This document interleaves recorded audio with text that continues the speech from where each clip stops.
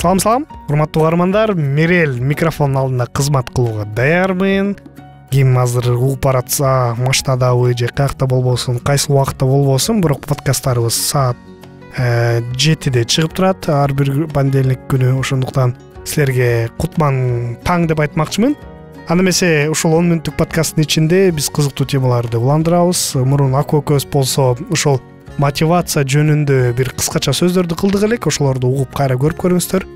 Ошол мотивация силерди кандай кылат, эмне мотивация кылат, ким мотивация берет жана мотивация дегиле эмне экенин ошол мурунку подкасттан уксаңыздар болот. Анда эмесе азыркы подкастта болсо биз ушул мотивацияга кичине окшоштуруу жана мотивацияга жардам берүү нерсени кандай десем сөз кылабыз. Бул жакта каалоо тизмеси, каалоо кат же каалоо тетрадиби ошондой гана болбосун, каалоо тизмеси деген аттуу подкастты баштайбыз.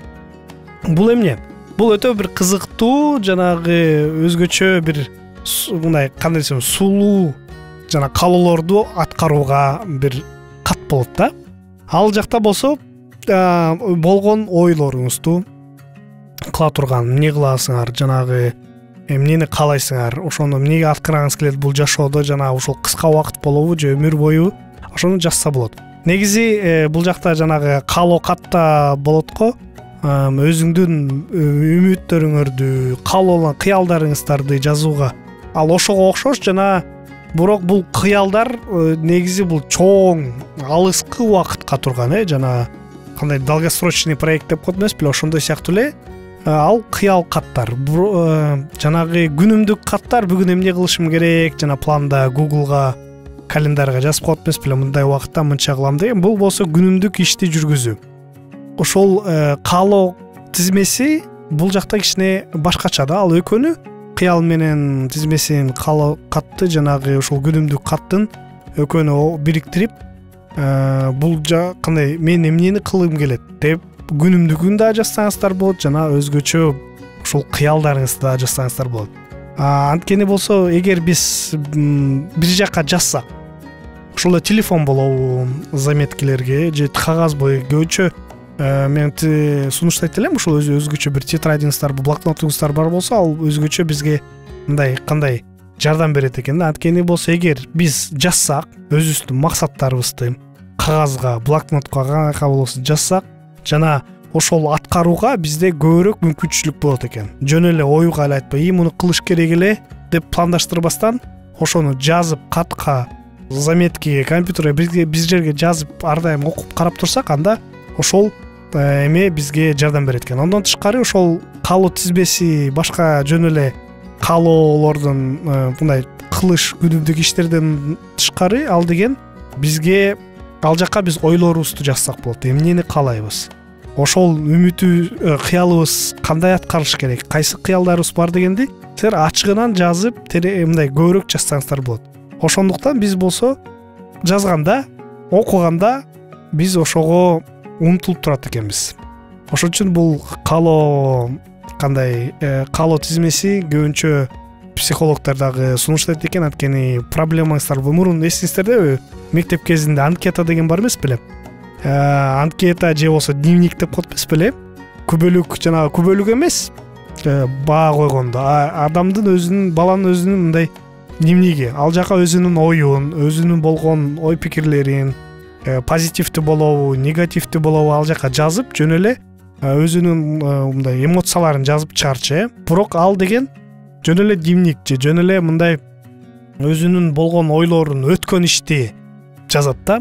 Каалоо тизмеси болсо, бул ошону дагы аралаштырып, бирок бул план коюлуп, максат коюлуп, максатты ашу жөнүндө жазыш керек экен да. Негизи адамдар болсо эмне үчүн керек эмес. Көбүнчө мындай ийгиликке жеткен адамдар, бар чоң план, бизнес пландардын баары проектке жазылат эмес беле? Ошол проектке окшош эле бул каалоо тизмеси, каалоо блокноту ушуга эле окшош. Жана проектти жазасың. Проектти болсо негизи 3 көбүнчө маанилүү 3 суроого жооп бериш керек. Бул проект эмнеге керек? Бул кандай максаты кандай? Анан канча убакыт жана күч кубат жана акча керек экен деп жазат. Ошонун баарын жазып чыгат. каалоо тизмеси дагы ошондой сыяктуу эле. Мен мындайды каалайм. Мисалы, мен азыр өзүмдүн оюм айтып кетсем, мен машыгуум керек. Машыгууга барым келет, залга барым келет. Анан мен өзүмө суроо берем. Ал эмнеге керек мага? Ден соолугум начарбы, же чындатышым керекпи? Мен ден соолугумду чындатышым керек. Жумушум отуруш жумуш болуп калды, эч кандай кыймылдабай калдым. Жөн эле өзүм барып чуркайын десем, чуркаса болот да деп туруп, бирок мен ойлоном, өзүмө суроо берем. Мен жөн эле чыкпайм. Мен эгер акчасын төлөсөм, анда албетте барам. Ал жагы кичине кызыгыраак болот. Макул, бир кетти. Экинчи суроо, сен муну эмнеге кыласың? Дагы экинчи ошол эле суроо кайда берсек, бул тереңирээк. Сен өзүңдү мындай популярный нерсеге катышып, баары эле фитнес залга баратат, мен дагы барым келет деген себептенби? Же болсо мен өзүмдү кандай десем, тонус кармагым келеби? Өзүмдү мындай сергек болгум келеби? Эртең менен барамбы, түштө барамбы? Анан ошондон тышкары дагы ал канча турат? Канча айлыгым жетеби? Айлыктан мынча алсам, бул залга барсам, бул залдан бүт машыгуу нерсеси бар экенби же жокпу? Тазабы, таза эмеспи? Душу барбы? Ошонун баарын ошол каалоо тизмесине жазып, анан мындай аянда жөн эле жазбастан, силер болсо мынча сом турат экен, мынча ай барса мынча акча болот экен, мындай результаттарга жетким келет деп, мындай мисалы 75 килограмм болсо, менин оптималдуу весим нормалдуу болуш үчүн, өзүмдү мындай сергек жакшы сезиш үчүн 65 килограмм болушум керек экен. 10 килограмм ташташым керек. Мен ошондо мисалы 1 жыл барат экенмин. 1 жылдын ичинде 12 ай, 12 айдын ичинде мен монча залга барам. Ошону кылышым керек деп туруп, каалоо тизбеге жазасыз. Анткени болсо силер көргөндө, жазганда ушинтип силер биринчиден ой жүгүрттүңүздөр. Экинчиден силер оюңарды жөн эле айтпастан, жөн эле кылыш керек дебестен, силер катка жаздыңар, блокнотко жаздыңар, ал көзүңүздүн алдында. Бүгүн жазып койдуңуздар, эртең баштайсыз. Ал блокнотты ачасыз, карайсыз, окуйсуз. Анан ошол блокнот болсо силерге ошол тизмеси, каалоо тизмеси силерге мындай кайра окугандан кийин жардам берип турат экен. Мону калайт эмес билем депчи. Бирок ал жакта кичине мындай нерсе бар да. Жаман нерсеси болуп калбаш үчүн, ошону жогото албаш үчүн, эгер силер ошол блокнотко каалоо тизмесине да жазсаңыздар, кичинекей нерселерди дагы, кыла турган нерселерди, силер ошону чынында каалашыңар керек, кылам деп. Чынында каалаган же кылалам деген нерсе болуш керек. Анткени болсо, андай болбосо, ошо каалайм, кылам дебесеңердер, кичинекей болсо да кылбасаңар, бул болсо жанагы список болуп калат го. Базарга барып, бул продуктыларды алып келиш керек деген баракчаңыздарга жазганда эле, жөн эле ошол барак калып калат. Бүгүн жаздыңар, эртең кереги жок ал. Анткени болсо бүт баарын алып койдуңар, же муну кылыш кереги жок деп туруп, ушундай жөн эле продуктыга окшоп калып калат да. Ошондой болуп калбаш үчүн силер жазган нерсеңизди чынында каалашыңар керек. Мен муну кылам, кылгым келет. Анан ошону кантип кылам деп туруп, ошол каалоо тизмеңиздерге жазсаңыздар болот.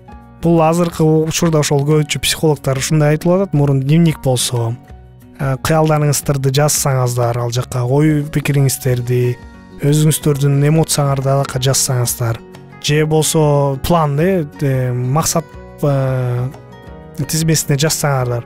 Муну мындай кылыш керек дегенди мындай кылыш, ал жакта жөн эле кылышың керек, кантип кылышың керек дегенде. Азыркы каалоо тизмеси ошол экөөнү аралаштырып ушундай кылганда, сен бул кыялың, кылам деген нерсең, бирок ошону дагы сен өз ой пикириң менен жана аны тереңирээк мындай так кылып жазасыздар. Ошондо ишке ашырат деп көбүрөөк мүмкүнчүлүгүңүздөр болот. Ошондуктан мен ушуну бүгүн сунуштайт элем. Силер өзүңүздөрдүн каалоо тизмеңиздерди жазыңыздар, кайка гана болбосун, бирок алыс ыргытып салбастан окуп карап тургандай болсун. Анда эмесе ушул подкастта аягына келди. Оны мүнөттүк багыбыз силерге кызыктуу болду деп ишенем. Эгер оюңуздар болсо, өз пикириңиздерди жазып кетиңиздер, жана ушул экранда болгон номерине да чалып, өз ой пикириңиздер менен да бөлүшсөңүздөр болот. Анда эмесе кийинки подкастка кайра угушабыз. Биздин сабактар менен кененирээк Ал китап чекит медиа сайтынан таанышыңыз.